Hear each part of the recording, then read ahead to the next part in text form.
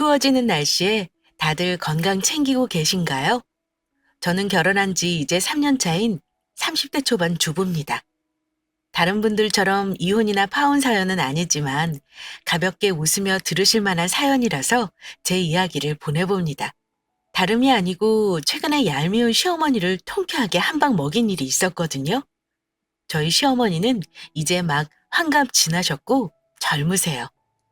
시어머니가 젊으면 더 가깝게 지내지 않겠냐 하시겠지만 저의 경우는 전혀 아니네요. 왜 그런지 모르겠는데 시어머니는 결혼 직후부터 맏며느리인 제가 뭐가 그리 마음에 안 드시는지 시샘하고 질투하시기도 했고 작년에 제가 손 아랫동서를 보고 나서는 사사건건 동서와 비교질을 하면서 저를 깔아뭉개기 일쑤였거든요. 흔히 착한 며느리병이라는 말들 하시죠? 대부분 결혼 초반에 착한 며느리병이라는 몹쓸 병에 많이들 걸리잖아요. 저도 예외가 아니라서 신혼 때는 어떻게든 시부모에게 예쁨 받고 싶어서 노력 많이 했습니다. 우리 시부모님 두 분 다 나쁜 분들은 아니었습니다. 그냥 전형적인 옛날 분들이고 시댁과 저희 집이 차로 10분 거리로 가까워서 자주 보기 원하시는 것 빼고 딱히 문제될 것 없다 생각했고요. 어머니가 선을 넘는 행동을 하시지 않았다면 아마 저도 어머니한테 할 말 다 하고 살지는 않았을 겁니다. 전 타고난 성질이 살가운 성격이 못 됩니다. 직선적이고 할 말은 하는 성격임에도 노력은 많이 했어요. 시댁 식구들과 같이 식사하러 가면 웃으면서 이 말 저 말하고 아버님 말 상대도 해드리니 많이 좋아하시는 게 느껴졌고요. 결혼해서 애 낳기 전까지는 시부모님 말에 토달지 않고 서운한 거 있어도 티내는 거 없이 대체로 고분고분하게 지냈습니다. 그런데 정말 이상한 것이 시아버지는 그때나 지금이나 항상 좋은 말씀만 해주시고 저를 조심스레 대해주시는 게 느껴지는데 시어머니는 점점 왜 그러시나 싶은 말씀과 행동을 하시기 시작했습니다. 저도 기가 센 편이지만 시어머니도 만만치 않았어요. 아무래도 기센 사람들끼리 서로를 알아보잖아요. 어머니는 초반에 저를 팍 눌러놓고 싶으셨던 모양입니다. 특히 결혼하고 나서 제가 제일 이해가 안 갔던 게 가까운 데 살면서 일주일에 두세 번씩 같이 식사를 해야 하는 거였습니다. 저도 일을 하는 사람이라 평일에는 집에 오면 쉬고 싶기 마련인데 꼭 집으로 부르시고는 아들이 좋아하는 반찬이라면서 먹고 가라 하십니다. 저는 그런데 더 큰 문제는 따로 있었습니다. 주말에는 일요일 아침에 무조건 제가 가서 아침을 차려야 했습니다. 왜 그렇게 하게 됐냐면요. 어머니가 저한테 처음에 이렇게 말씀하셨어요. 내가 보니 너도 직장 다니느라 살림이며 요리며 제대로 할 줄 아는 게 없어 보이는구나? 마침 내가 가까운 데 사니까 얼마나 다행이냐? 앞으로 일요일 아침에는 무조건 우리 집에 와서 같이 밥 차리고 식사하자. 그러면서 나한테 요리 배우면 우리 아들한테 웬만큼은 다 해먹일 수 있지 않겠니? 그 말 듣고 어머니가 며느리에게 대단한 손맛이라도 전수하시려나 했습니다.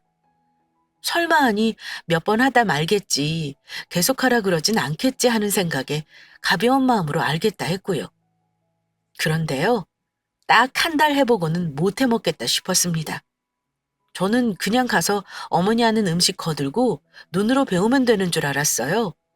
그런데 처음 그러기로 한 날, 시댁에 아침 8시에 도착했는데 아무것도 없었습니다. 밥통에 밥도 없고요.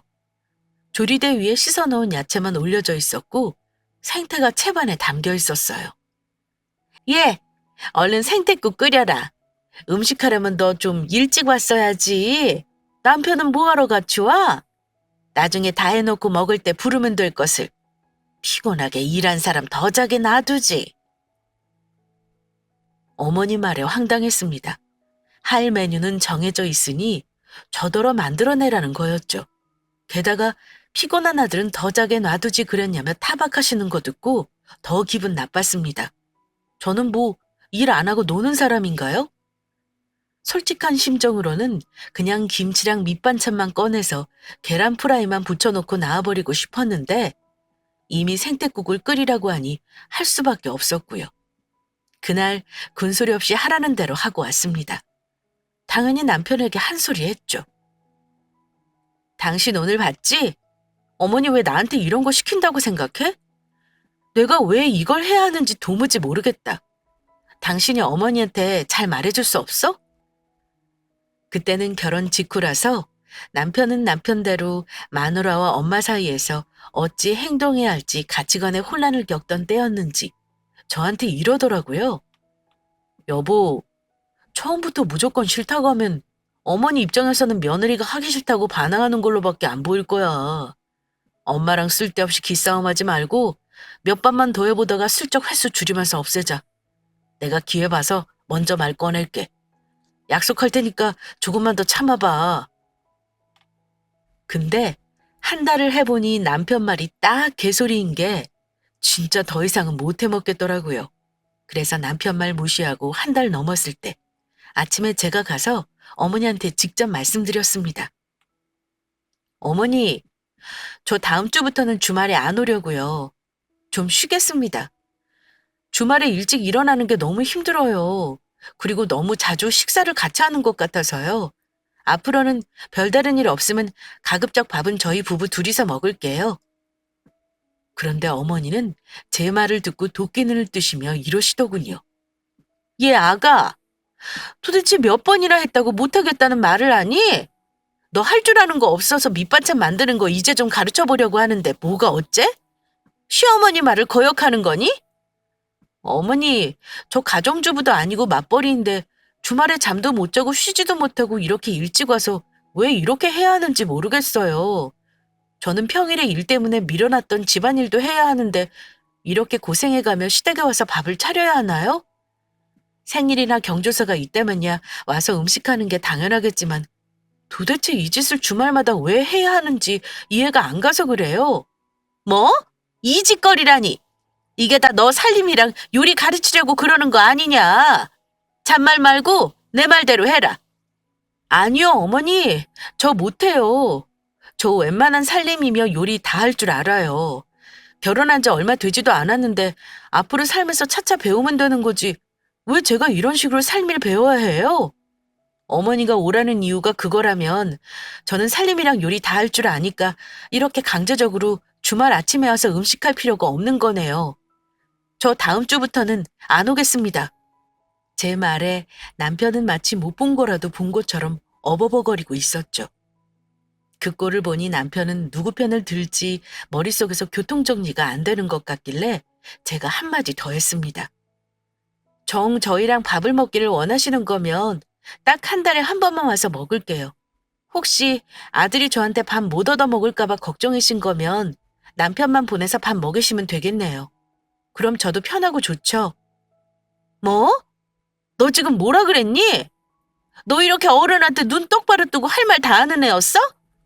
네 친정에서 시어른한테 할 말 다 하라고 그렇게 가르치시던?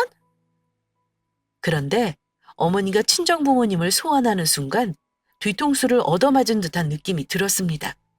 그때는 남편이 한 소리 하더군요. 엄마, 이제 그만해요. 지금 하시면 안 될 말 하신 거 알죠? 내가 무슨 못할 말 했니?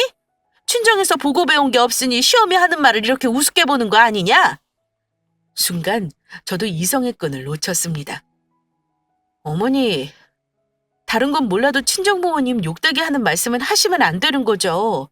저 친정집 가까워도 한 달에 한 번도 안 가요. 자주 전화도 드리지도 않고요. 어머니랑 저랑 생각이 다른 것뿐인데 이런 일을 가정교육 운운하시는 건 솔직히 기분 나쁘네요. 제가 친정에 주말에 가서 이렇게 밥하고 온다 그러면 어머니는 그렇게 하라고 하실 건가요? 왜 저희 부모님까지 욕을 보이고 그러세요? 저도 점점 언성이 높아졌고 남편도 마누라 편을 들며 어머니한테 너무하신다고 말했고요. 아들이 며느리 편 드는 게 질투가 나셨는지 어머니는 정수리까지 열이 올라가지고는 소리를 막 지르려고 하시는데 그때 마침 구세주처럼 시아버지가 등장하셨습니다. 내 이럴 줄 알았다. 이 사람아, 내가 뭘 했어? 쓸데없이 시어머니 권인이 뭐니 하면서 시어머니 노릇한다고 애를 들들 볶더니 이게 당신이 말한 시어머니 권이야? 아이고, 고장 며느리하고 쌈질하는 꼴을 보이자고 이런 거야? 한심한 여편네 같으니라고. 아버지가 호통을 치자 어머니가 약간 기가 죽긴 하시더라고요. 뭐라 할 말이 생각 안 나시는지 가만 듣고 계시는데 아버지가 저희 부부 집에 가라면서 한마디 더 하시더라고요. 내가 저 사람한테 진작에 이 짓 하지 말라고 분명히 말했다. 근데 네 시어머니가 며느리 초장에 안 잡으면 나중에 죽도 못 얻어먹는다고 쉰 소리를 하길래 한번 내버려도 본 거야. 근데 결국 내 말대로 됐지? 며느리한테 망신이나 당하고 말이야. 너는 잘못한 거 없어. 말 한번 시원하게 잘했다. 둘은 집에 가고 앞으로는 내가 부를 때만 와라.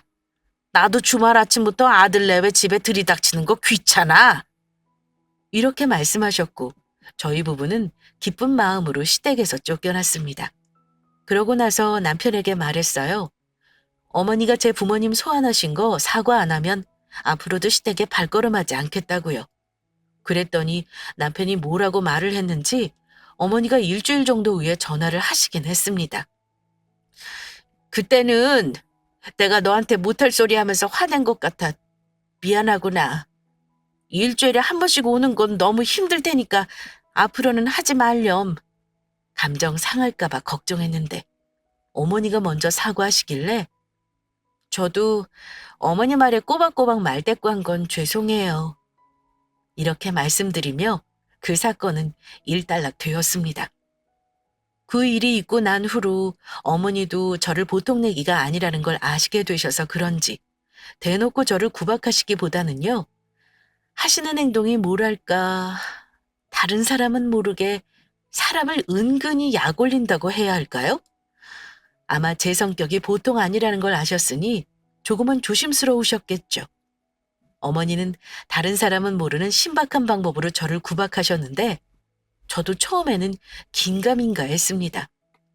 눈치채기 시작했던 건 시댁에서 식사할 때부터였습니다.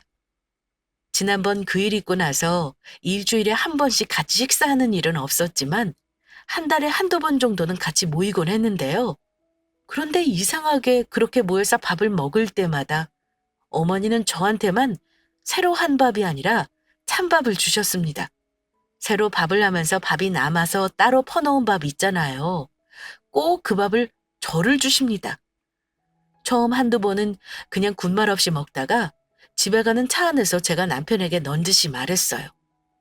자기야, 왜 어머니는 나한테만 꼭 먹고 남은 찬밥을 주실까? 나도 새로 한 밥이 좋은데 찬밥 남는 게 아까워서 그러시는 걸까? 제가 이렇게 말했더니 남편이 깜짝 놀랍니다. 뭐? 어머니가 그러셨다고? 나 진짜 몰랐는데 언제부터 그런 건데? 매번 그러셨지. 처음에는 한두 번 그러시는 줄 알았거든? 어쩔 때는 어머니도 찬밥 드실 때가 있었으니까 가만히 있었는데 매번 그러시니까 은근히 나도 서운한 거 있지? 당신 정말 몰랐어? 어머니가 저번 일도 그렇고 나 못마땅해 하시는 거 알잖아. 이렇게 나 미워하시는 걸 치사하게 표현하시네? 남편은 제 말을 듣고는 서운할 만 했다고 하면서 다음번에 시댁 갈 때는 자기가 눈여겨보겠다고 하더군요.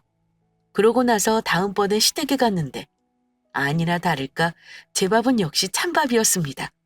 제가 군말 없이 숟가락을 들었는데 남편이 제 밥그릇을 자기 앞으로 가져가더니 엄마, 왜 내 마누라는 찬밥 줘요? 이랬더니 어머니가 찬밥이 많이 남아서 주는 거야. 그럼 밥을 버리니? 멀쩡한 밥인데 왜 그래? 그러시는 겁니다. 그럼 멀쩡한 찬밥 내가 먹죠 뭐. 남편이 제 밥그릇을 가져가서는 자기가 먹겠다고 하니 어머니가 아들이 찬밥 먹는 꼬락서니는 또 보기 싫으셨나 봐요. 밥그릇을 빼앗으려 하시는데 남편이 밥그릇을 붙잡고 정색하며 말했습니다. 앞으로 찬밥 많이 남으면 내가 먹을 테니까 이 사람한테는 찬밥 주지 마요. 남편 말에 어머니는 식사하는 내내 어두운 표정이셨고 그 후로는 저도 남편도 찬밥은 더 이상 먹지 않았습니다. 어머니가 참 옹졸한 방법으로 저 구박하신 거 맞죠? 그 일 있고 나서 느낀 게 어머니와 트러블이 생기면 남편을 최대한 이용하자는 거였습니다. 남편이 중재를 잘해준다면야 굳이 제가 나서서 분란을 만들 필요는 없으니까요. 다만 제가 직접 말해야 하는 상황이 생긴다면 남편을 통해서가 아니라 내 입으로 직접 말씀드리는 게 바람직할 테지만요. 그 일 말고도 신랑의 중재로 어머니와의 갈등이 해결된 적이 몇 번 더 있긴 했습니다. 남편이 나름 중간 역할 잘한다 하지만 처음부터 그랬던 거는 아닙니다. 처음에는 남편도 저랑 어머니 사이에 갈등이 생겼을 때 무조건 제 편은 아니었으니까요. 당신이 우리 엄마를 조금만 이해해줘. 우리 부모님이 옛날 분들이라 그래.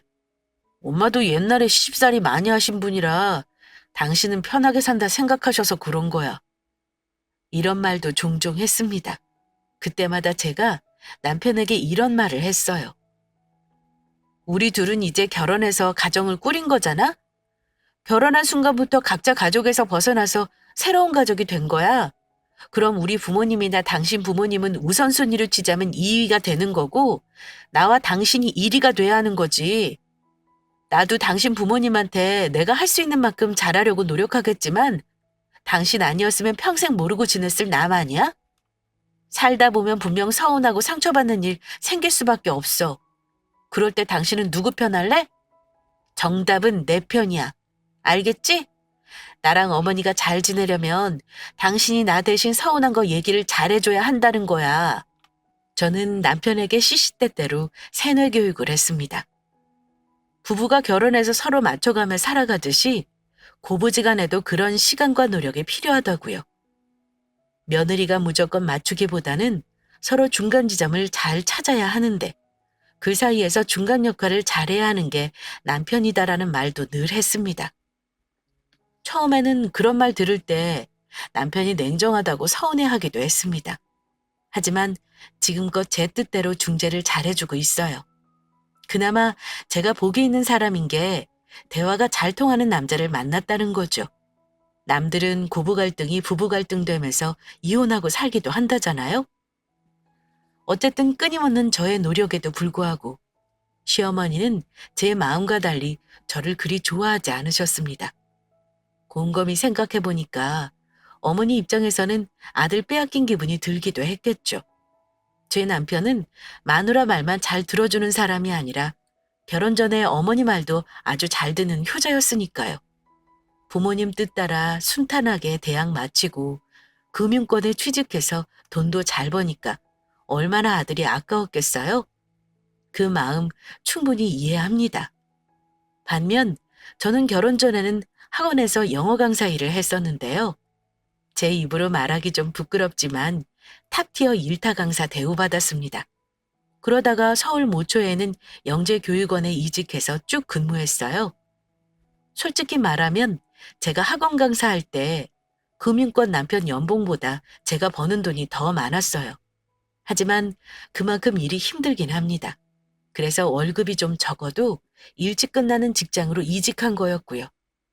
어쨌든 결혼하고도 일은 쭉 할 생각이었는데 제가 몸이 많이 약해졌는지 임신하고 나서 일을 쉬게 되었습니다. 그런데 제 느낌상 어머니는 제가 일을 관두고 집에서 놀고 먹는다고 생각하셨던 것 같아요. 그 전까지는 은근히 저를 미워하셨던 거라면 제가 전업주부로 전향한 이후로는 시어머니의 태도가 완전히 바뀌었으니까요. 직장을 그만두었다고 했을 때 어머니가 많이 놀라시더라고요. 예, 그래도 대학까지 공부한 걸 써먹지도 않고 그렇게 일을 쉽게 관둬버리면 어떡하니? 둘이 벌어야 얼른 얻는 돈 모아서 집도 살 텐데 어쩌니? 너는 임신한 티도 안 나는데 뭐 그리 힘들다고 바로 일을 그만둬? 요즘 여자들은 참 어찌 그리 엄살이 심하다니? 너 친정에서도 일 관둔 거 아시니? 결혼하자마자 일 관두는 거 보니 너 아예 처음부터 취직할 생각이었구나? 어머니 입에서 취직이라는 말이 나오는데 굉장히 불편했습니다. 내 아들만 고생해서 돈 버는 게 너무 보기 싫으셨던가 봅니다. 그때는 남편 뒤에 숨지 않고 저도 할 말을 했어요. 어머니, 취직이라니요. 제가 몸이 약하기도 하고 지금 초기라 조심해야 하는데 하혈까지 하니까 고민 많이 하고 결정한 거예요. 애가 중하지 일이 뭐가 그리 중요해요? 일은 나중에 해도 얼마든지 마음만 먹으면 할 수 있는 거고요. 이가 혼자 돈 버는 거 힘들까 봐 걱정이신 거면 안 그러셔도 돼요. 저 알뜰하게 살림 잘할게요. 제가 잘 말씀드렸음에도 불구하고 어머니는 잔소리를 멈추지 않았습니다. 너 앞으로 마트도 가지 말고 식재료는 무조건 시장 가서 사라. 직장 다니면서 비싼 옷이랑 가방 산 거 너 많지? 그런 거 다 팔아서 살림에 보태서 써. 그런 거 놔둬봤자 집만 되지 이제 일도 안 다닐 텐데 뭐하러 집에 쌓아두니? 내 말대로 해라. 알았지? 아니요, 어머니. 대체 그건 무슨 논리세요? 옷이랑 가방을 왜 팔아요? 제가 일 관두면 우리 집이 뭐 망하나요? 저 큰 돈 번다고 생각하지도 않으셨으면서 돈 안 벌면 당장 굶어 죽기라도 할까 봐 걱정이세요? 집에서 살림하는 여자는 명품 가방도 있으면 안 되고 좋은 옷도 입으면 안 되는 법이라도 있나요? 하도 어이가 없어서 한마디 더 하려고 하는데 남편이 끼어들어서 상황을 마무리 짓긴 했습니다. 엄마, 그만 좀 해요. 내가 이 사람 집에서 당분간 쉬라 그랬어요. 그동안 힘들게 일한 거 엄마도 아시잖아요. 이 사람 덕에 대출 없이 전세도 얻었는데 왜 그런 말씀을 해서 사람을 우습게 만들어요? 자꾸 그런 말 하실 거면 저 다음부터 안 올 거예요. 이참에 잘 됐네요. 저희 이제 가끔 올게요. 와서 좋은 소리도 못 듣고 가는데 자주 올 필요 없잖아요? 뭐, 아들, 너 엄마한테 그게 할 소리야? 세상에, 결혼 전에는 그렇게 엄마 말을 잘 듣더니 이제는 마누라 치마폭에 쌓여가지고 엄마를 아주 우습게 하는구나. 내가 너희 둘 걱정돼서 하는 소리에 집까지 안 오겠다는 말을 해? 어머니는 서운하시다면서 울기까지 하셨는데 제가 참 할 말이 없더라고요. 제가 일을 관두는 게 그렇게까지 시어머니가 속상할 일인 건가요? 결혼해서 딱 1년 남짓 그런 일 겪고 나서 마음 고쳐먹었습니다. 착한 척하고 내내하고 살면 저를 호구로 볼 것 같아서요.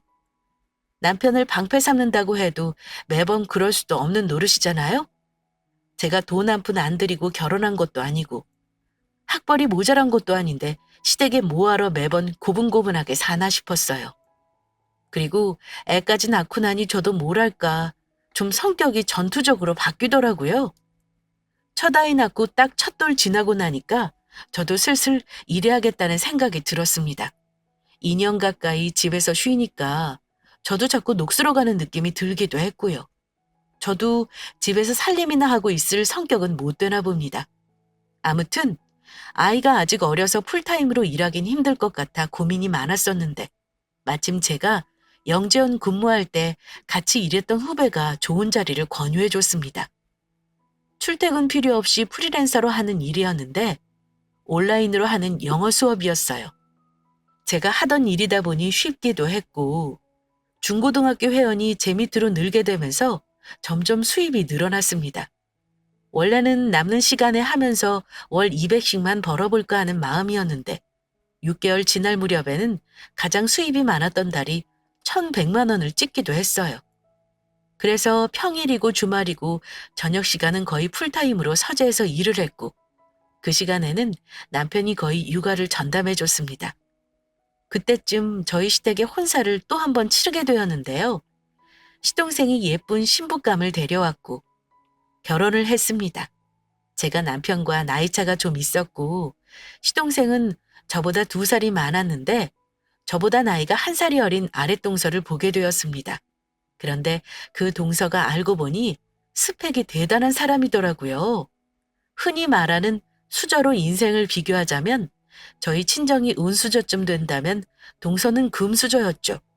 지방 유지 딸에다가 대학원에서 박사까지 하고 지금 대기업 연구원이에요. 어머니는 잘난 아들 덕에 대단한 며느리를 얻었다면서 대놓고 좋아하셨습니다. 시동생은 중소기업 다닙니다. 솔직히 동서에 비해 월급도 더 적을걸요? 아들과 비교하면 훨씬 조건 좋은 며느리였으니 둘째 며느리 눈치를 은근히 보시더라고요. 그런데 어머니의 돈 없는 무시와 비교질이 본격적으로 시작된 것도 딱 그때부터였습니다. 그전까지는 저 자체를 마음에 안 들어 하셨던 거라면 동서라는 비교 대상이 생긴 후부터는 저를 구박하는 수위가 한층 더 높아지셨습니다. 물론 저는 그거에 굴하지 않았지만요. 동서가 잘났다고 하지만 솔직히 말하면 저는 동서를 저와 비교하면서 자격지심 느낀 적 없습니다. 갓 시집온 동서한테 똑같이 시댁 식구 노릇하는 속 좁은 맏며느리 되고 싶지 않아서 잘 지내려고 노력했어요. 오히려 어머님이 며느리들 앞에서 대놓고 하는 비교질에 동서는 난감해하면서 저한테 몸둘 바를 몰라 했습니다. 동서가 학벌도 좋고 직업도 좋은 사람이었지만 인품도 훌륭한 사람이라 참 다행이었죠. 저랑은 같은 며느리 입장에서 서로 이해하면서 잘 지냈어요. 동서 결혼하고 나서 가족이 다 모이는 건 경조사나 가족 생일이 올 때만 하는 걸로 조율했는데 그때마다 어머니 생각 없는 말에 기분 상할 때가 많았습니다. 저는 시댁 가면 가만히 앉아있지는 않아요. 설거지도 하고 음식도 나르고 합니다. 그런데 동서가 저 따라 부엌에 들어올라 치면 시어머니가 딱 막아서십니다. 이런 거 네 형님이 하라 그래. 너 할 줄 아는 것도 없으면서 괜히 분잡스럽기만 하지. 저기 네 신랑이랑 앉아서 TV나 봐라. 이러시는데 제가 픽 웃었습니다. 어이없어서요. 저더러는 할 줄 아는 게 없어서 주말마다 와서 밥하라고 시키셨던 분이 동서한테는 부엌에 들어가지 말라는 게 웃기더라고요. 동서가 제 눈치 보면서 과일이라도 깎을라 치면 어머니가 빼앗아서는 이러십니다. 이런 것도 하던 사람이 해야지. 너 공부하느라 연필이나 잡았지 칼 잡아본 적도 없을 거 아니니? 아서라, 다친다. 엄마가 할 테니 내놔. 아니요, 어머니. 이 정도는 제가 할 수 있어요. 어머님은 과일 깎으시고 과일 접시도 동서 앞에 딱 가져다 놓으시는데 너무 웃겨서 그냥 아무 말도 안 했습니다. 그리고 집에 갈 때는 시어머니가 주는 반찬이며 선물로 양손이 가득해서 돌아갑니다. 저는 당연히 빈손이고요. 얘네는 둘이 맞벌이 하는데 뭐 해먹을 시간이나 있겠니? 너는 집에 있으니까 해먹을 테고. 이러십니다. 제가 일한다고 말을 안 했으니 집에서 돈 버는 걸 모르셨나 봐요. 집에서 노는 사람이란 말을 몇 번이고 하면서 저는 챙겨줄 필요 없다 늘 하십니다. 늘 동서가 왔다 가면 백화점이나 이런 데 가서 귀걸이며 머리핀이며 화장품 같은 거 사서 꼭 들려주십니다. 저는 어머니한테 생일에도 선물 한번 받은 적 없는데 말입니다. 저 들으라는 듯이 이런 말도 하십니다.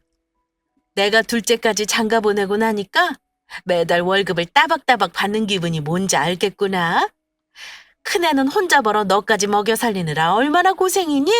어? 매달 50만 원 받는 것도 마음이 불편했는데 둘째네는 둘이 번다면서 100만 원씩 척척 주니까 어찌나 좋은지. 그러니까 여자도 돈을 벌어야 집에서 대접받고 할 말도 하는 거다. 근데 너는 부모한테 작은 애보다 할 도리도 못하면서 어쩜 할 말은 다 하고 사는지 하시며 혀까지 차십니다. 솔직히 저 생활비 더 드릴 수 있습니다. 그런데 생활비 드리는 거 남편이 액수 정한 거예요. 둘째네도 맞춰서 하자고 했는데 어머니가 시동생네가 저희보다 더 잘 버는 줄 알고 요구하셨다고 들었고요. 그걸로 동서가 속상해한 적도 있었다는 건 모르시더라고요. 그냥 제 앞에서 둘째 동서네한테 용돈 많이 받는 거 자랑하면서 저를 깔아뭉개고 싶으셨나 봐요. 어머니는 대체 왜 제가 능력 없는 며느리이길 바라시는 걸까요? 그렇게 하면 본인 마음이 편하신 걸까요? 아직도 그 마음을 정말 모르겠습니다. 어머, 좋으시겠어요, 어머니. 그럼 저희 용돈 드리는 거 좀 줄여도 되나요? 그이 혼자 힘들까봐 걱정되신다면서요. 그럼 다음 달부터는 30만 원씩만 드리는 걸로 제가 남편한테 말할게요. 제가 이러면 또 정색하시면서 저보고 못됐다 하십니다. 내가 이럴 줄 알았다. 너는 내가 한 말에 한 번도 가만히 있지를 못하니? 내가 하는 말 안 잊고 와서 용돈 줄인다는 말 하는 거 내가 모를 줄 알아? 저 속 뒤집어 놓으려고 하는 말인 거 본인이 인정하는 셈이죠. 어머니는 매번 동선에는 돈을 많이 번다더라. 친정이 이번 명절에 비싼 걸 보냈다더라 하시며 저와 비교질을 하셨고, 처음에는 저도 가만히 있었지만 속 뒤집어질 때는 한 번씩 저도 똑같이 비꼬고 말대꾸하긴 했습니다. 또 한 번 기분 나빴던 것이 동서한테는 부담 갖지 말고 딸 하나만 낳으라고 하시는 겁니다. 큰애가 아들 낳았으니 너는 부담 가질 거 하나 없다. 딸 하나 딱 낳아주면 남부럽지 않게 키울 수 있도록 내가 다 지원해 줄 테니까 예쁜 손녀 하나 낳아다오. 이러면 제 아들은 뭐가 되나요? 이럴 때마다 동서는 어머니, 저 아직 아이 가질 생각 없어요. 그러다 제가 또 아들 낳으면 서운해서 어쩌려고 그러세요. 너무 손녀 하지 마세요. 이러는데 그럼 딱 입 닫고 아무 말 안 하십니다. 동서가 하지 말라니까 더 이상 말씀 안 하시는 거죠. 하도 대놓고 그런 일이 많으니까 동서가 저한테 이런 적도 있습니다. 형님 속상하시죠? 제가 다 민망하네요. 어머님 왜 저러시는지 모르겠어요. 혹시 저 결혼하기 전에 두 분 사이에 무슨 일 많으셨어요? 동서가 궁금해했지만 저는 어머니와의 일을 시시콜콜 아랫동서에게 전하는 건 경우가 아니다 싶어서 말을 아꼈습니다. 일은 무슨, 내가 이 집에 처음 시집온 며느리잖아.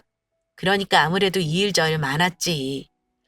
우리 남편은 어머니한테 많이 대들기도 했고 내 편을 많이 들어줬거든. 어머니는 나보다는 둘째 아들을 더 예뻐하시기도 했고 그런 아들이 데려온 며느리라 동서가 아주 마음에 드시나 봐. 그래서 속마음 못 감추시는 거지.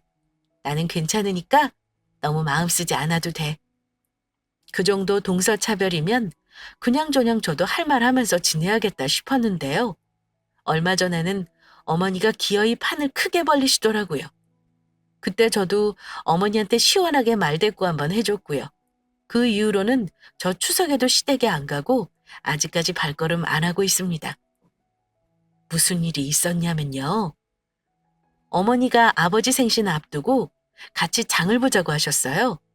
동서도 결혼해서 처음 맞이하는 시어른 생신이었고 어머니가 며느리 둘 다 데리고 가고 싶어하는 눈치길래 그렇게 했습니다.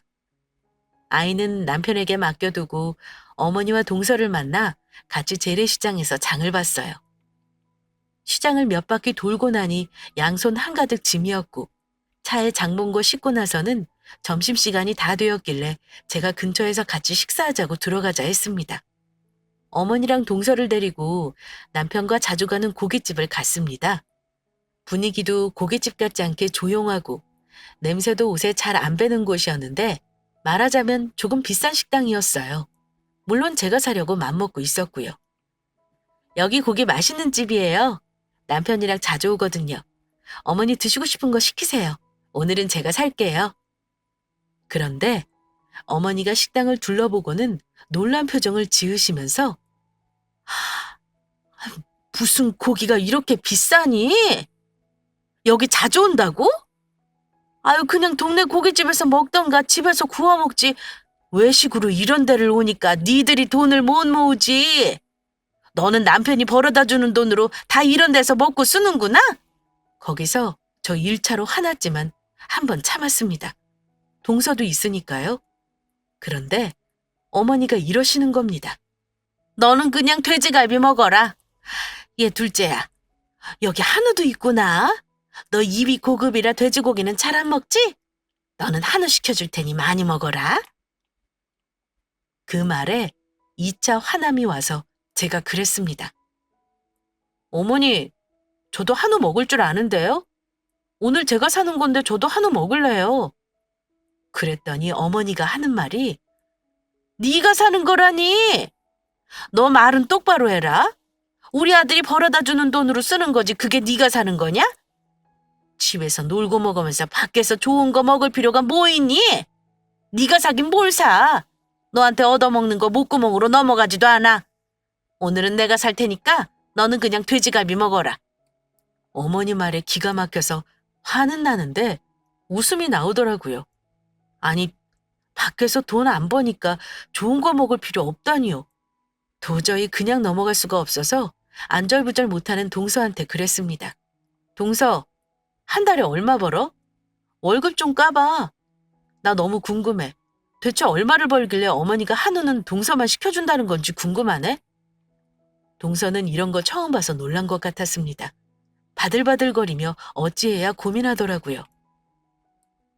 형님, 아, 아프세요. 그냥 저도 같은 걸로 먹을게요. 아니, 고기고 뭐고 나 안 먹을 거고 일단 동서 월급 얼만지 궁금한데 좀 알려줘. 제가 무서웠는지 동서는 그러더군요. 형님, 저 실수령액 320이에요. 이거 많이 버는 것도 아니고요. 어머니도 참 매번 이러시니 제가 너무 민망하네요. 동서 대답에 제가 그랬습니다. 어머니, 들으셨죠? 동서 300번대요. 아무렴, 집에서 놀고 먹는 너보다는 100번 낫다. 이러시길래 제가 핸드폰을 열어서 제 통장에 찍힌 수입 보여드렸습니다. 어머니, 저 집에서 놀고 먹지 않아요. 저 지금 반년 넘게 집에서 온라인 과외 강사하는 거 모르셨죠? 하긴 저한테 맨날 놀고 먹는다고 말할 기회도 안 주셨으니까요. 자, 보세요. 이거 보고 저 놀고 먹는다고 하실 거예요? 저 지지난달부터 정확하게 1,000만 원이 넘게 찍히네요. 잘 보세요. 시모 눈앞에 제 수입을 보여주니 그야말로 입틀막 하시더라고요.